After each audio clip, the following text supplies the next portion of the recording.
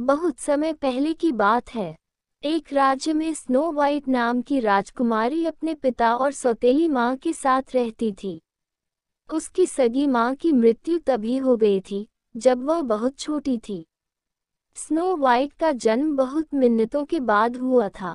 लंबे समय से उसकी माँ संतान को तरस रही थी। एक दिन अचानक कुछ अजीब हुआ।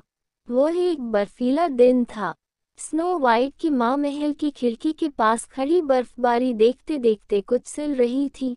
तभी कहीं से एक स्नोबर्ड उड़कर खिड़की के रास्ते महल में घुस गई। उसे देख स्नो वाइट की माँ का ध्यान भटका और सुई उसकी उंगली में चुभ गई। सुई के चुभते ही रक्त की कुछ बूंदें सफेद बर्फ पर गिरी और उससे सुंदर चेहरे की एक आकृति बन गई। उस समय स्नो वाइट की माँ ने एक ऐसी पुत्री की कामना की जिसका रंग बर्फ जैसा सफेद हो, होंठ रक्त जैसे लाल हो और बाल काली घटा जैसे घने हों। इसके कुछ दिनों बाद ही वह गर्भवती हो गई और कुछ महीनों बाद उसने एक बच्ची को जन्म दिया। बर्फ सी गोरी होने के कारण उस बच्ची का नाम स्नो वाइट रखा गया। स्नो वाइट की मां की मृत्यु उसे जन्म देने के कुछ महीनों बाद ही हो गई। मृत्यु के पूर्व उसने स्नो वाइट के पिता से वचन लिया कि वे स्नो वाइट के लिए नई मां ले आएंगे और उसका पूरा ख्याल रखेंगे। अपनी पत्नी को दिए वचन के कारण स्नो वाइट के पिता ने दूसरा विवाह कर लिया और इस तरह स्नो वाइट की सौतेली मां महल में आ गई। स्नो वाइट की सौतेली मां काला जादू जानती थी। उसने काला जादू से राजा को अपने वश में कर लिया। अब वह जैसा कहती, राजा वैसा ही करता। राज्य की सारी सत्ता एक तरह से उसके हाथ में आ गई। उसके पास एक सच बोलने वाला जादुई आईना था जिससे वह अक्सर पूछा करती थी, बता जादुई आईने, दुनिया में सबसे सुंदर कौन है? जादुई आईना हमेशा उत्तर देता, दुनिया में सबसे सुंदर आप हो रानी। आपसा सुंदर कोई नहीं। ये उत्तर सुनकर वह बहुत खुश हुआ करती थी। धीरे धीरे अपनी सुंदरता के प्रति उसका घमंड बढ़ता गया। उसे किसी और का खुद से अधिक सुंदर कहलाना गंवारा नहीं था। इधर समय गुजरता जा रहा था और गुजरते समय के साथ स्नो वाइट बड़ी हो रही थी। जैसे जैसे वह बड़ी हो रही थी, उसकी सुंदरता निखरती जा रही थी। अपनी सुंदरता के घमंड में मस्त उसकी सौतेली माँ का कभी इस ओर ध्यान नहीं गया। लेकिन एक दिन सब कुछ बदल गया। एक दिन उसने जादुई आईने से पूछा, बता जादुई आईने, दुनिया में सबसे सुंदर कौन है? उसे उम्मीद थी कि हर बार की तरह जादुई आईना उसे ही सबसे सुंदर कहेगा। लेकिन ऐसा नहीं हुआ। जादुई आईना बोला, दुनिया में सबसे सुंदर है स्नो वाइट। ये सुनकर वह स्नो वाइट के प्रति ईर्ष्या से भर उठी। दुनिया में सबसे सुंदर बने रहने के लिए उसने स्नो वाइट को मार डालने की योजना बनाई।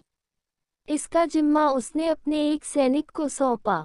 सैनिक स्नो वाइट को मार डालने जंगल ले गया, लेकिन वहां उसका मासूम चेहरा देख उसका हृदय पिघल गया। वह उसे मार नहीं पाया। उसकी सौतेली माँ के बारे में सब कुछ बताते हुए उसने स्नो वाइट को नसीहत दी कि वह कहीं दूर सुरक्षित स्थान पर चली जाए और कभी महल वापस न आए। वह महल लौट आया और स्नो वाइट की सौतेली माँ को एक मरे हुए सूअर का दिल दिखा दिया। इधर स्नो वाइट जंगल में भटकने लगी। दिन भर इधर उधर भटकने के बाद शाम को वह एक पहाड़ी के पास पहुंची, जहां एक छोटा सा घर बना हुआ था। वह 7 बौनों का घर था। स्नो वाइट ने उस घर के दरवाजे पर दस्तक दी, लेकिन किसी ने दरवाज़ा नहीं खोला। कुछ देर दस्तक देने के बाद भी जब किसी ने दरवाज़ा नहीं खोला, तो स्नो वाइट ने दरवाजे को हल्का सा धक्का दिया और वह खुल गया। डरते डरते स्नो वाइट घर के अंदर चली गई। अंदर जाकर उसने देखा कि घर करीने से सजा हुआ था, लेकिन हैरत में डालने वाली बात यह थी कि घर का सारा सामान आकार में बहुत छोटा था। स्नो वाइट ने दिन भर से कुछ नहीं खाया था। उसे जोरों की भूख लगाई थी। उसने एक कमरे में छोटी सी मेज दिखाई पड़ी, जिस पर तरह तरह के पकवान छोटे बर्तनों में रखे हुए थे। भूख के कारण स्नो वाइट ने पूरा खाना खा लिया। फिर उसे नींद आने लगी। वह दूसरे कमरे में गई। वहां उसने देखा कि एक कतार में 7 पलंग लगे हुए हैं, जिन पर मखमली बिछौना बिछा हुआ है। थकी हुई स्नो वाइट एक पलंग पर सो गई। शाम होने पर 7 बौने घर लौटे। अपने घर का दरवाजा खुला देख वे हैरान रह गए। अंदर गए तो देखा उनका सारा खाना गायब है। शयन कक्ष में गए तो उन्हें स्नो वाइट सोती हुई दिखाई पड़ी। इतनी सुंदर और मासूम लड़की उन्होंने पहले कभी नहीं देखी थी। उन्होंने उसे जगाया नहीं, बल्कि उसके पलंग के पास बैठकर उसे देखने लगे। कुछ देर बाद उन्हें नींद आ गई और वे जहां बैठे थे वहीं बैठे बैठे सो गए। सुबह जब स्नो वाइट की नींद खुली तो पलंग के चारों ओर सोए 7 बौनों को देखकर डर गई और मारे डर के जोर से चीख पड़ी। उसकी चीख सुन 7 बौने भी जाग गए। स्नो वाइट ने डरते डरते पूछा, कौन हो तुम लोग? हम इस घर के मालिक हैं। तुम बताओ तुम कौन हो? 7 बौने एक साथ बोले। स्नो वाइट ने उन्हें अपना परिचय दिया, अपनी आप बीती सुनाई और यह भी बताया कि वह उनके घर कैसे पहुंची। उसकी आप बीती सुनकर 7 बौने बहुत दुखी हुए। उन्होंने स्नो वाइट को अपने घर में पनाह दे दी। उस दिन के बाद से स्नो वाइट 7 बौनों के घर रहने लगी। 7 बौने दिन में जंगल में काम पर चले जाते। स्नो वाइट घर की साफ सफाई करती और खाना बनाती। बौनों के साथ रहकर स्नो वाइट बहुत खुश थी। बौने भी स्नो वाइट के साथ बहुत खुश थे। इधर महल में स्नो वाइट की सौतेली माँ ने चाल चली और उसके पिता को कैद कर दिया। अब वह पूरे राज्य की महारानी बन बैठी। प्रजा उसे महारानी के रूप में स्वीकार करने तैयार नहीं थी, लेकिन उसके जुल्मों के समाने विवश थी। इस बीच कई दिनों तक स्नो वाइट की सौतेली माँ को जादुई आईने का ख्याल नहीं आया। लेकिन एक दिन जब उसे अपनी प्रशंसा सुनने का मन हुआ तो उसने जादुई आईने से पूछा, बता जादुई आईने, दुनिया में सबसे सुंदर कौन है? सदा सच बोलने वाले जादुई आईने के उत्तर दिया, दुनिया में सबसे सुंदर है पहाड़ों के पास 7 बौनों के घर रहने वाली स्नो वाइट। ये सुनना था कि स्नो वाइट की सौतेली माँ आग बबूला हो उठी।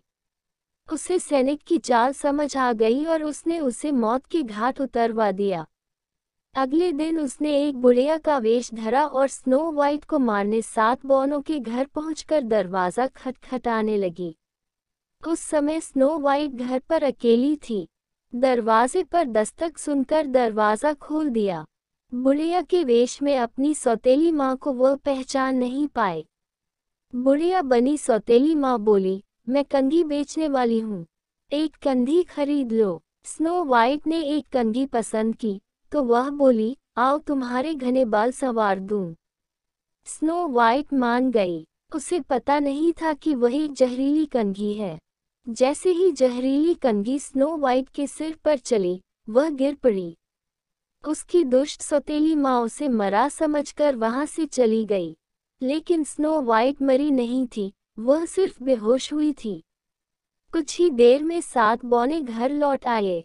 उन्होंने स्नो वाइट को जमीन पर बेहोश पड़ा देखा तो उसके सिर पर फंसी कंघी निकाल दी। कंघी निकालते ही स्नो वाइट होश में आ गई। पूछने पर स्नो वाइट ने सारी घटना बता दी। बौने समझ गए कि अवश्य स्नो वाइट की सौतेली माँ उसे मारने आई थी। उन्होंने स्नो वाइट को घर का दरवाज़ा किसी भी अजनबी के लिए खोलने से मना कर दिया। स्नो वाइट ने भी उन्हें आश्वासन दिया कि वह सावधान रहेगी। महल पहुंचकर स्नो वाइट की सौतेली माँ ने जादुई आईने से पूछा, बता जादुई आईने, दुनिया में सबसे सुंदर कौन है? पहाड़ के पास 7 बौनों के घर रहने वाली स्नो वाइट। जादुई आईने ने उत्तर दिया। स्नो वाइट की सौतेली माँ का पहला वार खाली गया था। वह उसे मारने का दूसरा उपाय सोचने लगी। इस बार उसने जहरीला फल खिलाकर स्नो वाइट को मारने की योजना बनाई। कुछ दिनों बाद वह एक फल वाली का वेश धरकर 7 बौनों के घर पहुंची। उस समय भी स्नो वाइट घर पर अकेली थी। दरवाजे पर दस्तक होने पर स्नो वाइट ने अंदर से ही पूछा, कौन है? मैं फल वाली हूँ, ताज़े मीठे फल लाए हूँ।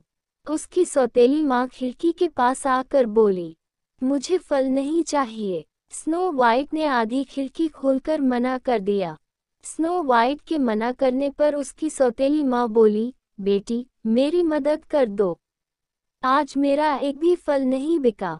मेरे पति की तबीयत बहुत खराब है। फल नहीं बिका तो मैं उसका इलाज कैसे कराऊंगी। स्नो वाइट को दया आ गई। वो फल खरीदने तैयार हो गई। तब फल वाली बनी उसकी सौतेली माँ ने जहरीले फल का टुकड़ा काटकर स्नो वाइट को दिया और बोली, एक टुकड़ा चख कर देखो। ऐसा फल तुमने पहले कभी नहीं खाया होगा। स्नो वाइट ने वह टुकड़ा लेकर मुंह में डाल लिया। मुंह में टुकड़ा डालते ही जहर ने अपना असर दिखा दिया। स्नो वाइट ने होंठ नीले पड़ गए और वह गिर पड़ी। उसकी सौतेली माँ खुशी खुशी महल वापस आ गई। वहां उसने जादुई आईने से पूछा, बता जादुई आईने, दुनिया में सबसे सुंदर कौन है? दुनिया में सबसे सुंदर तुम हो रानी। जादुई आईने का ये उत्तर सुनकर वो खुशी से झूम उठी। जब बौने घर पहुंचे तो स्नो वाइट को अचेत अवस्था में पाया। उन्होंने उसे उठाने की बहुत कोशिश की, लेकिन नाकाम रहे। वे समझ गए कि स्नो वाइट अब इस दुनिया में नहीं रही। सब दुखी थे और जोर जोर से रो रहे थे। रोते रोते 3 दिन बीत गए। उन्होंने ये गौर किया कि 3 दिन बाद भी स्नो वाइट के शरीर में कोई बदलाव नहीं है। उसकी त्वचा वैसी की वैसी है। उसे देख ऐसा लगता था मानो वह सो रही हो। इसलिए उन्होंने उसे दफनाया नहीं, बल्कि एक पारदर्शी ताबूत में लिटाकर पहाड़ी के ऊपर रख दिया। उस ताबूत पर उन्होंने लिखा, यह राजकुमारी स्नो वाइट सो रही है। स्नो वाइट के ताबूत के पास आकर जंगल के सभी पशु पक्षी विलाप करने लगे। उस समय वहां से एक राजकुमार अपने सैनिकों के साथ जा रहा था। उसने जब पशु पक्षियों को विलाप करते हुए देखा तो स्नो वाइट के ताबूत के पास गया। पारदर्शी कांच के ताबूत में लेटी स्नो वाइट को जब उसने देखा तो देखता रह गया। वह अब भी बहुत खूबसूरत लग रही थी। राजकुमार को उससे प्रेम हो गया, ये जानते हुए भी कि अब वह उस दुनिया में नहीं है। वह उसे अपने साथ महल ले जाना चाहता था। वह बौनों के पास गया और उनसे पूछा, क्या मैं स्नो वाइट को अपने साथ ले जा सकता हूँ? नहीं, सातों बौने एक स्वर में बोले। राजकुमार ने उन्हें तरह तरह की चीजों का लालच दिया, लेकिन बौने नहीं माने। तब राजकुमार ने उन्हें बताया कि उसे स्नो वाइट से प्रेम हो गया है। भले ही उसमें अब जान नहीं रही, लेकिन फिर भी वह उसे अपने पास रखना चाहता है, क्योंकि वह उसे देखे बिना नहीं रह सकता। स्नो वाइट के प्रति राजकुमार का प्रेम देख बौनों का दिल पसीज गया और उन्होंने उसे स्नो वाइट को ले जाने की अनुमति दे दी। राजकुमार ने अपने सैनिकों से स्नो वाइट का ताबूत उठकर महल की ओर चलने को कहा। सैनिकों ने वैसा ही किया। राजकुमार आगे चल रहा था और सैनिक ताबूत उठाए उसके पीछे। वे कुछ ही दूर चले थे कि एक सैनिक का पैर किसी पत्थर से टकराया और वह लड़खड़ा गया। उसके लड़खड़ाने से ताबूत हिला और स्नो वाइट ने मुंह में दबा जहरीले फल का टुकड़ा बाहर निकल गया। ताबूत के हिलने के कारण सैनिकों ने उसे जमीन पर रख दिया, ताकि वे उसे फिर से ठीक तरीके से उठा पाएं। राजकुमार भी ताबूत के पास जाकर स्नो वाइट को देखने लगा। वह उसे करीब से देखना चाहता था, इसलिए उसने ताबूत के ऊपर का कांच हटवा दिया। राजकुमार ने जब करीब से स्नो वाइट को देखा तो उसकी सुंदरता देख खुद को रोक नहीं पाया और उसके माथे को चूम लिया। जैसे ही उसके स्नो वाइट के माथे को चूमा, स्नो वाइट आंखें खोल दी। उसे जिंदा देख राजकुमार बहुत खुश था। उसने उसे बताया कि वह उसे बहुत प्रेम करता है और उससे विवाह करना चाहता है। स्नो वाइट ने जब ये जाना कि उसके मरे होने पर भी राजकुमार उससे प्रेम करने लगा था, तो वह विवाह के लिए मान गई। लेकिन वह अपने पिता की स्वीकृति के बाद ही विवाह करना चाहती थी। तब एक सैनिक ने बताया कि उसकी सौतेली माँ ने उसके पिता को बंदी बनाकर पूरे राज्य पर कब्जा कर लिया है। ये सुनकर स्नो वाइट दुखी हो गई और रोने लगी। तब राजकुमार ने उसे दिलासा देते हुए कहा कि वह उसके पिता को उसकी दुष्ट सौतेली मां के चंगुल से आज़ाद करवाएगा। राजकुमार ने अपनी पूरी सेना लेकर उस राज्य पर हमला कर दिया। घमासान युद्ध में राजकुमार की जीत हुई। स्नो वाइट की सौतेली मां राज्य छोड़कर भाग गई। स्नो वाइट के पिता को कैद से छुड़वाया गया। फिर राजकुमार ने उनसे स्नो वाइट का हाथ मांगा। राजा ने खुशी खुशी हामी भर दी। स्नो वाइट और राजकुमार का धूमधाम से विवाह हुआ, जिसमें सातों बौने भी शामिल हुए। अब स्नो वाइट को किसी बात का द्वेष नहीं था।